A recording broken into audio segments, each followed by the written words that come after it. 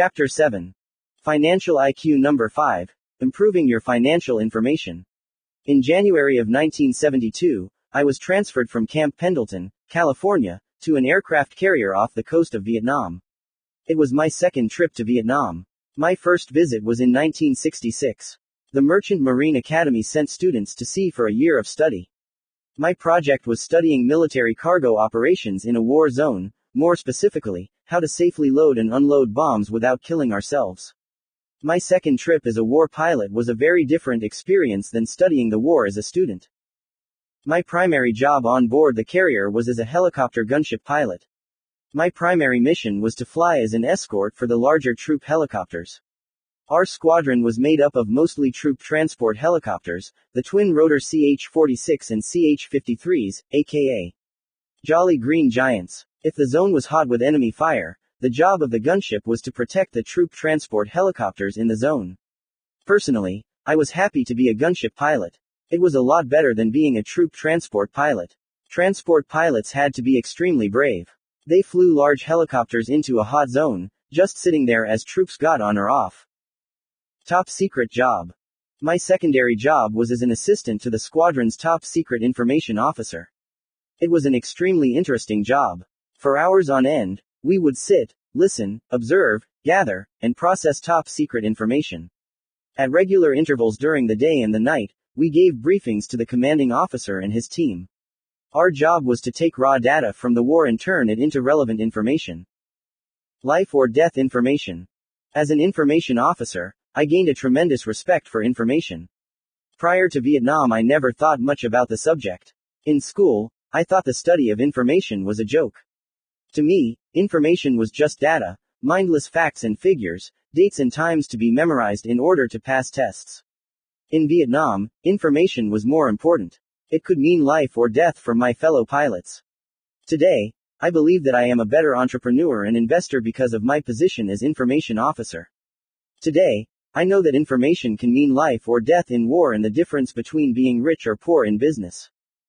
Information more important than life. In the process of preparing to go to Vietnam, we were trained to process infinite bits of information and be able to make split-second decisions under intense pressure. If we did a good job processing the information, we lived. If we didn't, we risked death. Once I realized that my life and the lives of others were dependent upon the quality of information I received, it became more important than even my own life.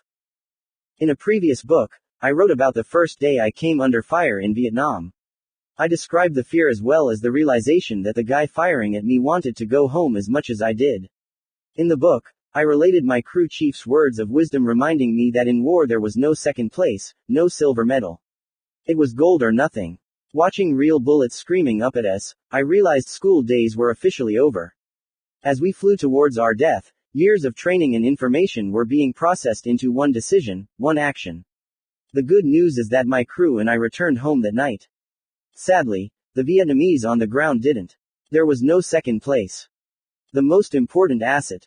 A friend of mine who is a Bible scholar often says, without knowledge, my people will perish. Today many people are perishing because they are without knowledge about money. We live in the information age.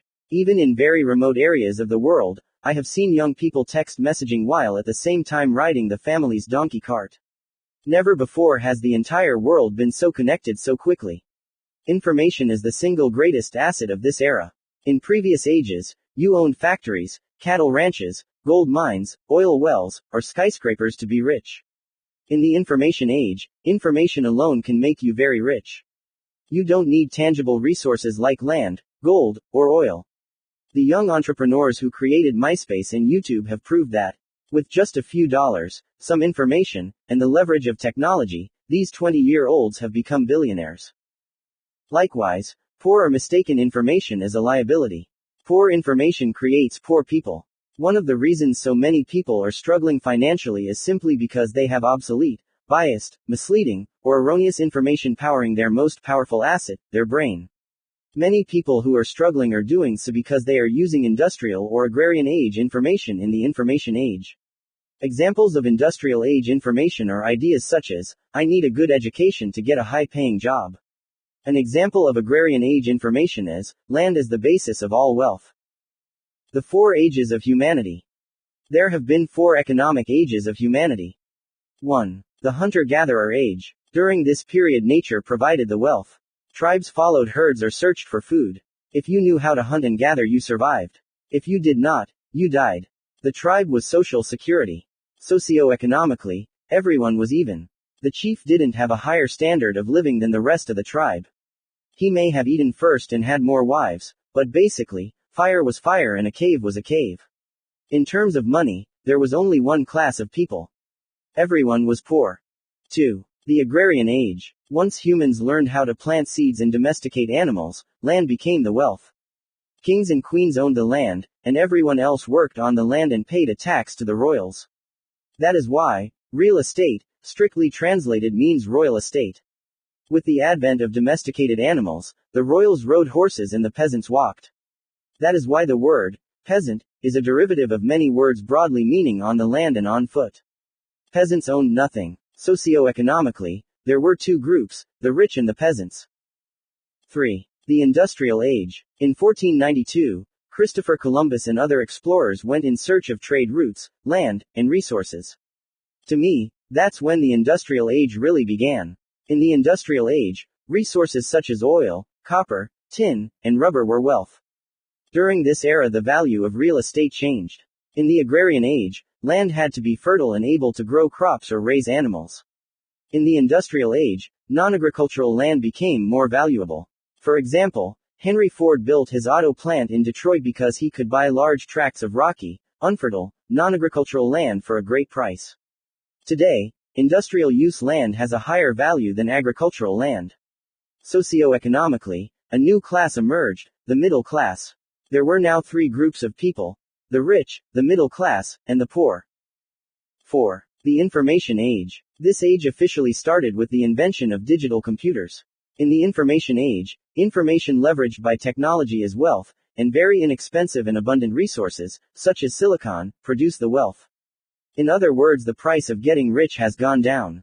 For the first time in history, wealth is available, affordable, and abundant for everyone, regardless of where he or she lives. Socioeconomically, there are now 4 groups of people: the poor, middle class, rich, and super rich. Bill Gates is the most obvious example of the Information Age super rich. The super rich. Today the super rich can derive their wealth from any era. It's possible to be a super rich hunter-gatherer as the Maori from New Zealand or from fishing rights. You can also be a super rich rancher or farmer from the Agrarian Age, and be a super rich automaker from the Industrial Age. As already mentioned, there are super rich 20-year-old billionaires of the Information Age, young people who became super rich with the inexpensive and abundant resources of technology, information, and their ideas. The common bond among all these is that information enabled the coordination of resources at a much quicker and higher level than ever before. It is this coordination that creates the super rich. The gap. At the same time, there are people who are perishing because of obsolete or inadequate information. There are indigenous tribes who are being wiped out as their forests are taken away. There are farmers going broke, and automakers laying off thousands of workers. Once prosperous record store chains are now being wiped out by downloaded music. In America, the richest country in the world, we have millions of people who are deeply in debt, clinging to the last strands of job security, and wondering how they will afford an education for their kids and a retirement for themselves. Millions struggle in this rich country because they continue to operate with hunter-gatherer, agrarian, or industrial age ideas. The widening gap between the super rich and everyone else is made by information. The good news is that information is abundant and free. Today, it's relatively easy for a person, even the very poor or the young, to go from nothing to super rich without much money. To be rich today, you do not have to be a conquistador, sailing to foreign lands and robbing the indigenous people of their resources. You do not need to raise millions of dollars in the stock market to build a car factory or employ thousands of workers. Today, information and a very inexpensive computer can transport you from poor to super rich while you're sitting at home. All it takes is the right information. Information overload. So, the good news is that information is abundant and free. The bad news is that information is abundant and free. The irony of the information age is that there is too much of it. Today, people complain about information overload. At any given moment, a person can be watching television, surfing the internet, and talking on the phone, while driving past digital billboards. In previous ages, no one complained about too much land or oil. Yet in the information age, people complain about having too much information and being overloaded with the very asset that could make them super rich. Military intelligence. In Vietnam, I learned to respect the power of information. I became acutely aware of information's power to kill, as well as to save lives. Using military intelligence to kill no longer makes sense to me. Today, I prefer to use information to give life, not take it. As an information officer, I was also faced with information overload. While at war, the amount of information we had to process was staggering. Very quickly, we had to learn how to sort, categorize, discard, and process tremendous amounts of information from multiple and varied sources. If we didn't, we or others could die. Classifying information. To handle information overload, the military puts a great amount of effort into classifying information. Without classification, all information is equal and virtually worthless. As an information officer in Vietnam, I learned to classify information according to a set of characteristics. 1. Time. In war and in business, information can be useful 1 minute and obsolete the next. War is fluid, always moving. So is business and investing. Enemy troops can be one place today and 100 miles away tomorrow. In business, a business advantage can be priceless today and worthless tomorrow. 2. Credibility. We had to know who the information came from. Were our sources credible and reliable? Unfortunately, in the world of money, most people get their financial information from people they work with or salespeople, people who are struggling for money as well. They may be good, honest people, but they are not credible or reliable sources of financial information. 3. Classification. In the military, I learned to sort information into categories. For example, top secret information was only available to those with top secret clearances. In the world of business and investing, top secret or classified information is known as insider information. When the average investor hears the term, he or she thinks of illegal information. And sometimes it is. Insider information is illegal when a person receives information from someone inside a public company and uses it to buy or sell that company's shares. In reality, all information is inside information. A more important question is, how far from the inside are you? By the time a person hears a hot tip about a company's new product or news that a company is in trouble, people on the inside and close to the inside have already traded on that information. The battle has already been won, and the average investor has lost. Let me make it clear that I do not encourage or condone illegal insider trading on information. The distinction I want to make is about the importance of being on the inside and getting close to the information. One of the reasons I love being an entrepreneur and a real estate investor is because I am a legal insider who can trade on inside information. Since I am not a public company, I can also freely tell my friends what I know and how I am investing. In the stock market, professionals know that amateurs trade on ancient history. That is how professionals make their money. They make money from amateurs. An example is Mr. Average, an investor who gets up, reads the newspaper over a cup of coffee, and notices a news release from his favorite public company. He then calls his broker or goes online to make his trade. Even though the information may only be a few hours old, Mr. Average is already in a losing position. Mr. Average is late to the party because he was never invited. He is not on the inside. He is an outsider. One of the main reasons Rich Dad encouraged me to develop my financial intelligence is so I could have access to inside information. The closer to the inside your information, the richer you become. 4. Relative information. Watching battlefield information change day by day, we as information officers were able to interpret past and present information to forecast future information. For example, if we knew that enemy troops were in one position on Tuesday, another position on Wednesday, and another position on Thursday, we could begin to predict where they were going and what their objectives might be. In other words, we had to know how information related to other information. In the world of business and investing, this past, present, and future information gathering is known as watching the trends. 5. Deceptive information. In war, the enemy would often try to deceive us by sending deceptive information. They occasionally did this by using diversionary tactics. For example, they might move a large number of troops and equipment, making a lot of noise and dust, just to distract us from their real motives and objectives. Or they allowed us to capture one of their troops who provided erroneous information.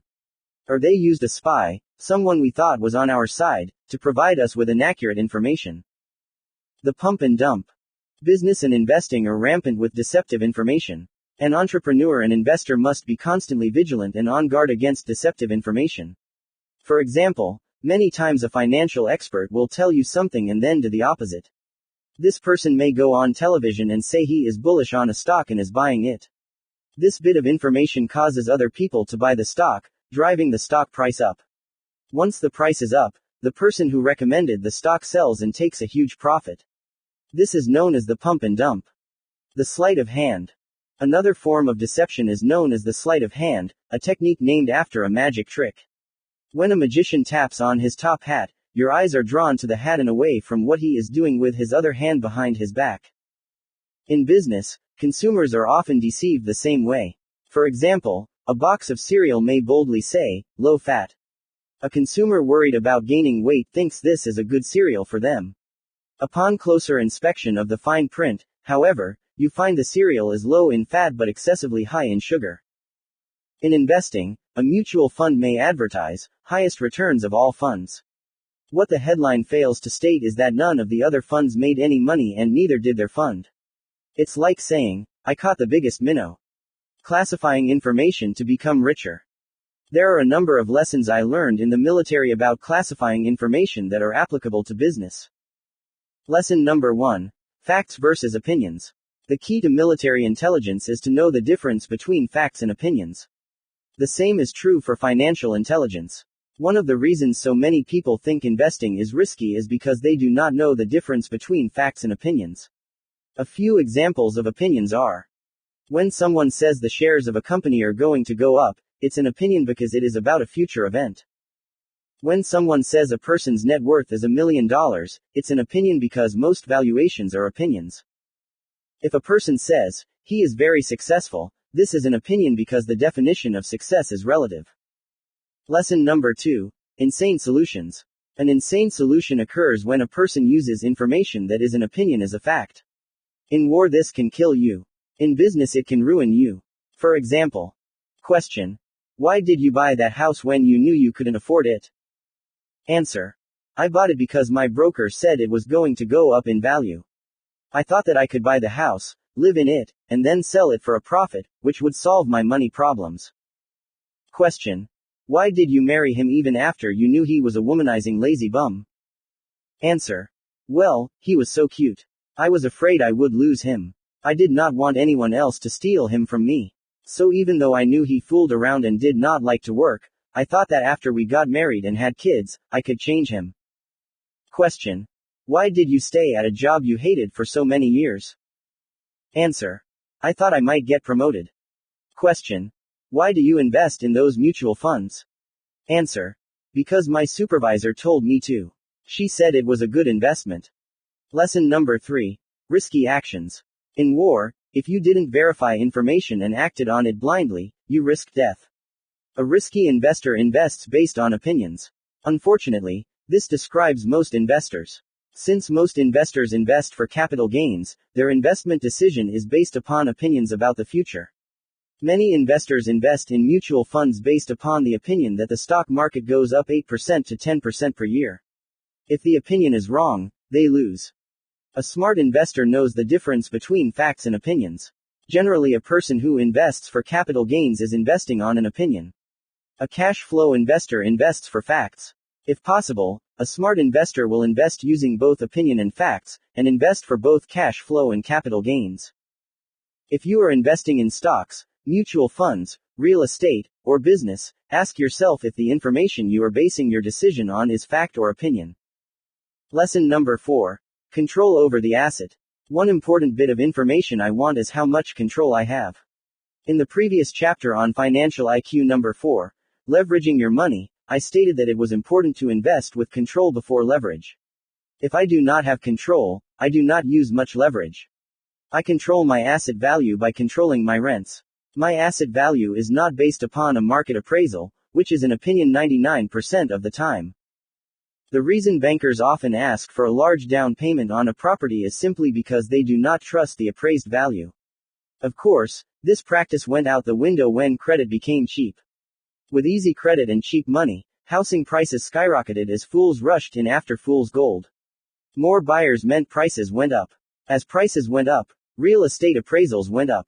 As appraisals went up, families felt rich because they thought their home went up in value. Many took out home equity loans based upon their new appraised valuations. They bought new cars, vacation homes, took cruises, and went shopping. Then a rip appeared in the balloon, a tiny tear known as a problem with subprime mortgages. As the tiny tear keeps ripping, the balloon starts floating back to earth. This is the problem with using an opinion capital gains rather than a fact cash flow as the basis of valuation. This is true not only for real estate, but for all asset classes.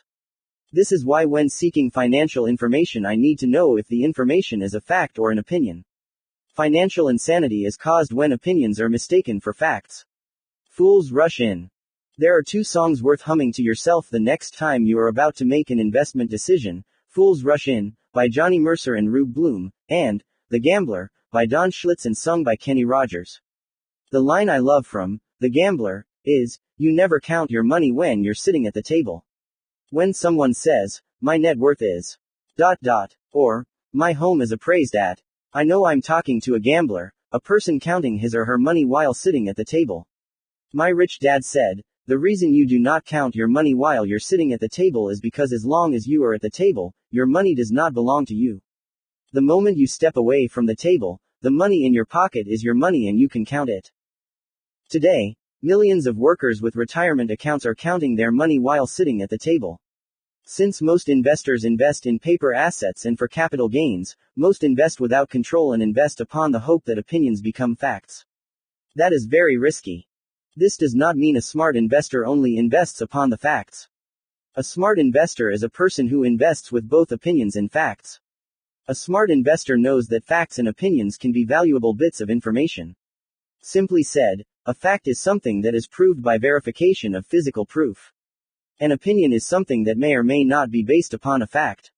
In other words, an opinion might be a fact, but it remains an opinion until verified. As my good friend and business partner Ken McElroy says, trust, but verify. Lesson number 5. What are the rules? Rules and laws are very important types of information.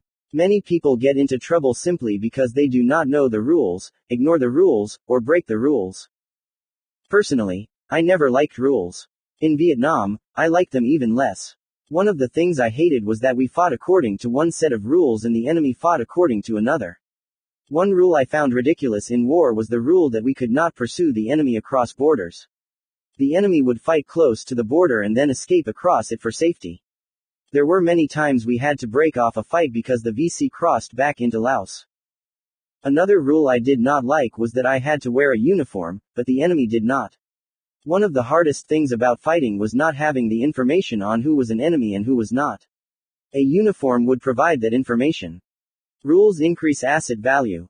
It was my rich dad who changed my attitude towards rules. He said, "If there are no rules, there is no asset." Explaining further, he said, "In a neighborhood where the rules are broken, crime is high and property values go down." He also said, "If you play sports and there is no referee to enforce the rules, the game turns into chaos. If you drive on the highway and police do not enforce the rules, people die." This is why rules are important. Rules can make a person very rich or very poor. This is why information on rules is so important. Not too long ago, the executives of Enron broke the rules, the company disappeared, workers lost their jobs, and investors lost their money. In the world of investing, different assets have different rules. One reason I do not like mutual funds is because I do not like the rules. I have no control. I prefer the rules of real estate, which allow me to make more money and legally pay less in taxes. If I applied the rules of real estate to mutual funds, I would go to jail. For people who want to be rich, having good accountants and lawyers is important. Today, there are so many laws, rules, and regulations that it is impossible for any one person to know or understand them all. While hiring an attorney or accountant may seem expensive, the pain they can save and money they can make for you can be much greater than the fees you pay them.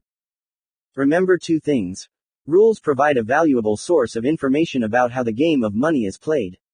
And without rules, assets decline in value. Lesson number 6. Trends. A trend is developed when an investor takes information from a set of facts and then forms an opinion. Let me tell you a story that had a major impact on my life. In late 1972, the North Vietnamese Army (NVA) crossed the Demilitarized Zone (DMZ). The NVA was on its way to take Saigon, known today as Ho Chi Minh City. The first major city south of the DMZ was Quang Tri. We knew that if we did not stop them there, the war was lost. As we began to lose the battle for Quang Tri, I noticed some different message traffic. One bit of information was that the South Vietnamese people were trading their currency, the Vietnamese piastre, for gold leaf. I thought this piece of obscure information was interesting. As stated throughout this book, the US dollar stopped being money and became a currency in 1971. In 1973, while in Vietnam, I directly observed the change in the rules of money via the information received about the panic in the South Vietnamese people's lives. They knew the war was lost and they were on the losing side. In 1971, gold was pegged at $35 an ounce. In 1973, I watched its price go up past $80 an ounce. As the North Vietnamese began their march south, fear was approaching a panic level. The rich who sided with the US were getting ready to run. Instead of clinging to the piastre or US dollars, they were buying all the gold they could get their hands on. One intelligence report I received stated, confidence lost. People ready to flee. Trading dollars and piastres for gold.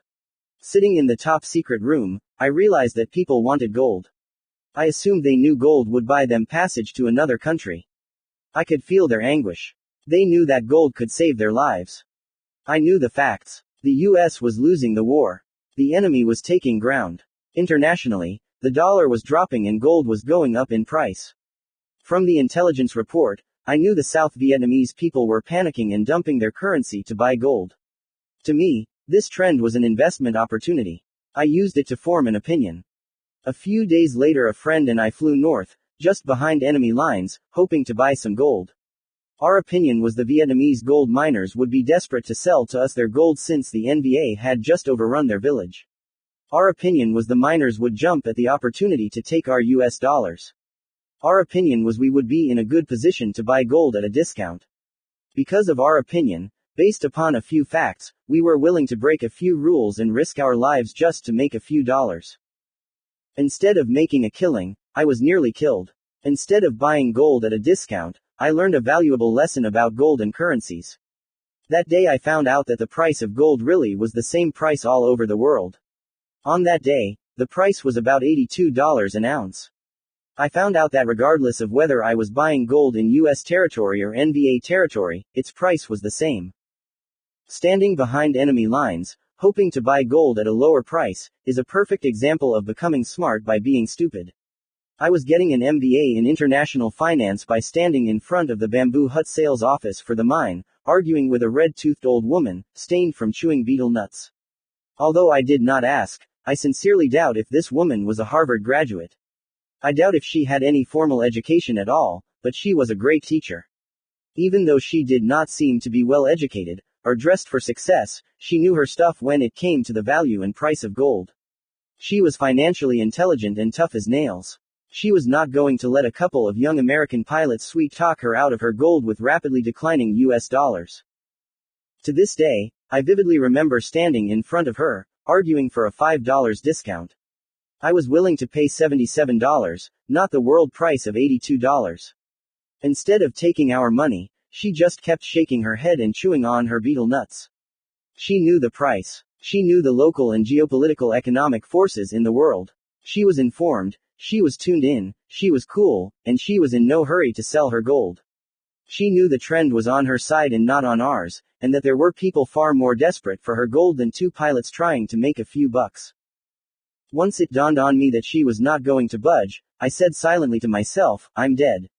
Today I am going to die, standing behind enemy lines, asking for a $5 discount. No one will find us. No one will ever know what happened to us. We will be missing in action and we aren't even in any action. I won't be killed for a noble cause. I'll be killed trying to shave a few dollars off the price of an international commodity. I will die because I am cheap and stupid. If I stand here any longer, I will be shot in the back, arguing with this woman for a discount. I'm so stupid that I deserve to die. The trend is your friend. There were 3 lessons I learned that day. One was the power of global markets. A global market means the price is the same all over the world. Gold is priced in international markets. Real estate is priced in a local market. The old woman won because she had information from both the global and the local markets. She won because she had better information and higher intelligence. Today, I understand that I need to know what information is important both locally and globally. Today, I love real estate because it is an asset more dependent on local information than on global information. With real estate, I can be the expert in my small area. With local information, I can be smarter than the big institutional investors in New York, London, Hong Kong, or Tokyo. Just as David beat Goliath, a small investor with superior information and intelligence can beat the giant. The second lesson I learned that day was the power of trends. If I had better understood trends and the price of gold, I would have made a lot of money without risking my life behind enemy lines. I did not need to go behind enemy lines to invest. I did not need to ask for a discount. All I had to do was invest with the trend. I could have gone to a coin shop in any town in the world and bought gold for the same price. By 1979, the trend had carried gold to nearly $800 an ounce. I did not have to risk my life. If I had trusted the trend, I would have made a lot of money. I did not need a discount to make money. The third and most valuable lesson that day was that information is just information. Intelligence is the ability to take information and make it meaningful. The old woman with red teeth had the same information I had. Yet her intelligence provided her understanding and meaning I did not have. She was a seasoned player. She knew the game. I was the new kid, a new player in an ancient game. When the markets crashed and people panicked on August 9, 2007, I thought of that old woman. The first thing I did was check the trends. Instead of joining the crowd and going into panic mode, I simply kept my fear in check, and refocused on the trends in the market, not on its ups or downs. I re-verified the facts and formed my own opinion about the future. I was looking for information on the actions taken by the central banks. Once again they were printing more funny money rather than solving the problem. When I learned the facts, that international central banks were injecting cash into the crashing markets, I knew my opinion that the purchasing power of the dollar would continue to trend down was still sound. Today, instead of diversifying, I prefer to focus on a few small assets, notice a trend, and invest with the trend. Since I know a trend can reverse and change direction, I do not blindly invest for the long term. The information age is about change and I need to be flexible. Not a robot. Some of the trends I am investing in today are trends in oil. As you know, the more China, India, and Eastern Europe become westernized, the more the demand for oil goes up. Even with the rush to find alternative sources of power, oil will continue to be a primary source of power for years to come. As much as I do not like the environmental damage oil causes, the harsh reality is we all use it, even the most devoted environmentalists. I believe the long-term trend for the price of oil is up, possibly as high as $200 a barrel in the near future. This high price will have serious repercussions upon the world economy, which will later lead to other trends worth following as alternative energy technology, such as solar power, makes advances.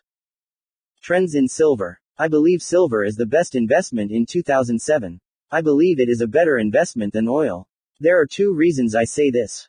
The first reason is because silver is consumable industrial metal. This means it's used up. Silver is the metal of choice for electronics. It is used in computers, cell phones, television sets, and other gadgets. It is estimated that 95% of all silver is already consumed. It is becoming scarcer. Gold is different. It is estimated that 95% of all gold ever found is still around. Instead of being consumed as silver is, gold is hoarded.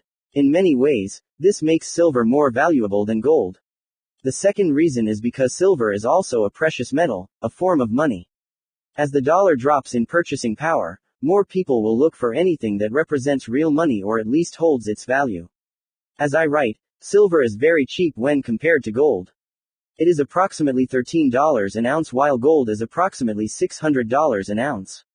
Historically, gold has been only 14 times the price of silver, which means if silver were $10 an ounce, gold would be trading at $140 an ounce. At today's prices, gold and silver are trading at a differential of 50. To me, based on historical trends and the fact that silver is a consumable metal, it has a greater opportunity to go up in price. About a year ago, Many stock exchanges made silver exchange-traded funds (ETFs) available for the investor who did not want to hoard silver coins and bars or invest in silver mining stock. The silver ETF made it easier for investors to invest in silver. A silver ETF is like the old US money, a piece of paper backed by silver, known as a silver certificate. The difference is an ETF can go up and down with the fluctuations in the world price of silver. I believe the addition of the silver ETF means the world is getting ready to start hoarding more and more silver as the purchasing power of world currencies continues to go down. That silver as a consumable and precious metal makes it the investment opportunity of the decade. The reports are that there is less than 300 million ounces of silver left on Earth. This means that the world may run out of it by the year 2020. Because of this, a few silver bugs feel that silver will become as expensive as gold in a few years. I do not think it will go that high. Yet, due to the supply and demand trends, I believe silver is a once-in-a-lifetime opportunity. Today it's a cheap, low-risk investment anyone in the Western world can afford.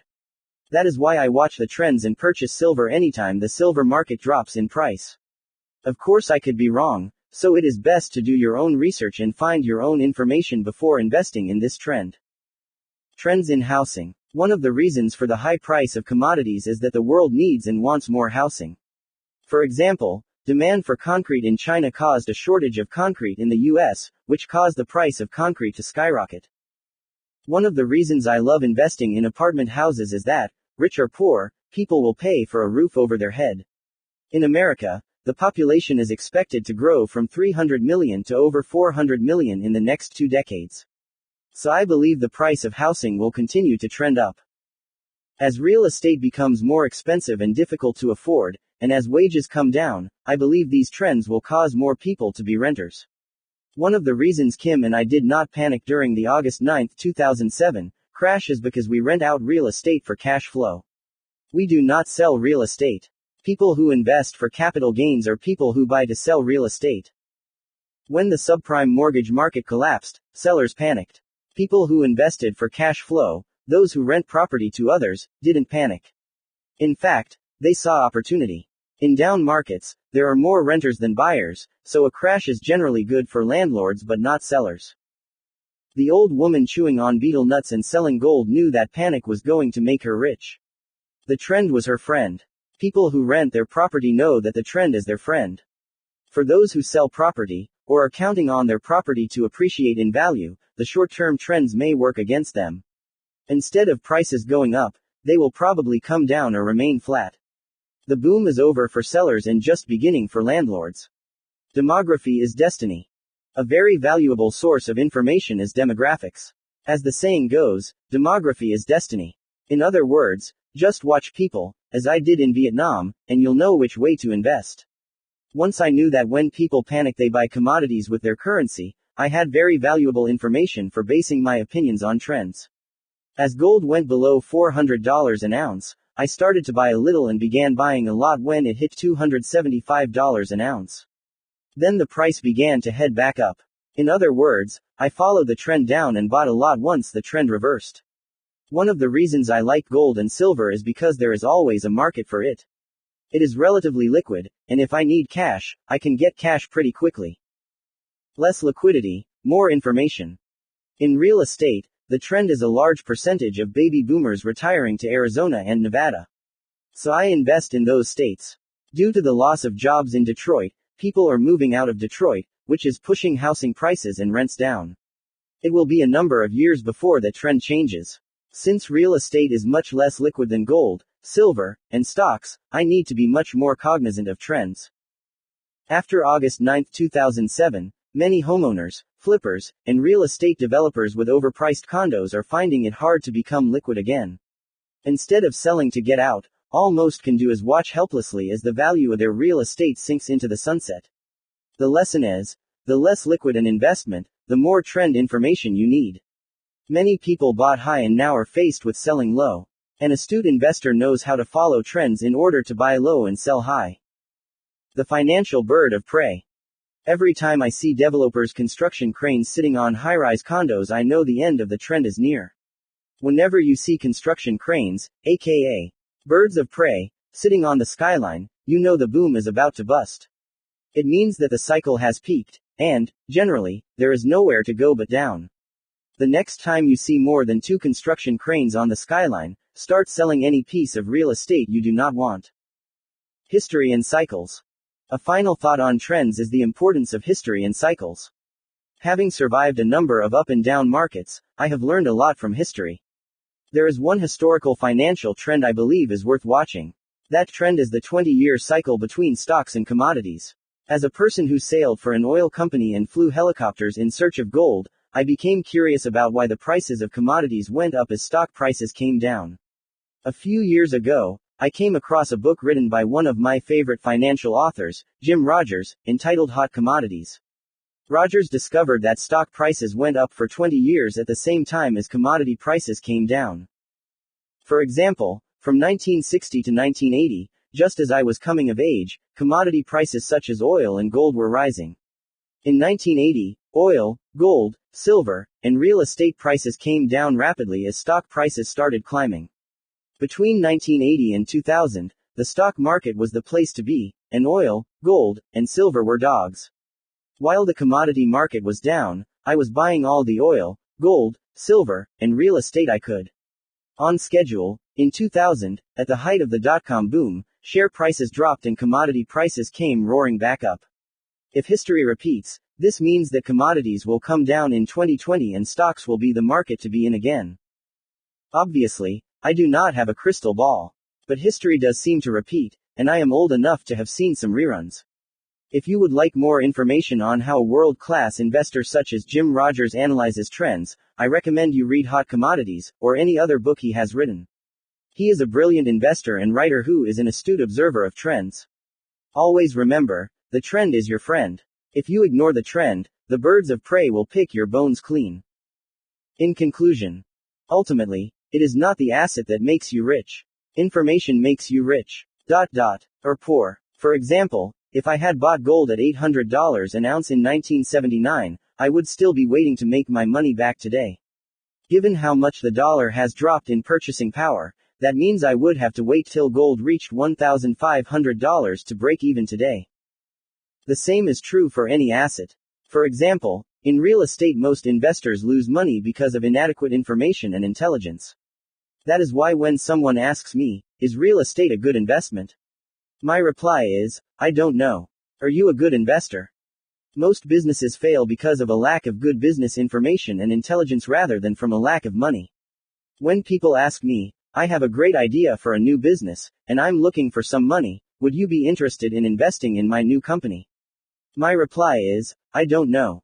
How many successful businesses have you started? As it turned out, volunteering to fight in Vietnam was one of the smartest things I ever did.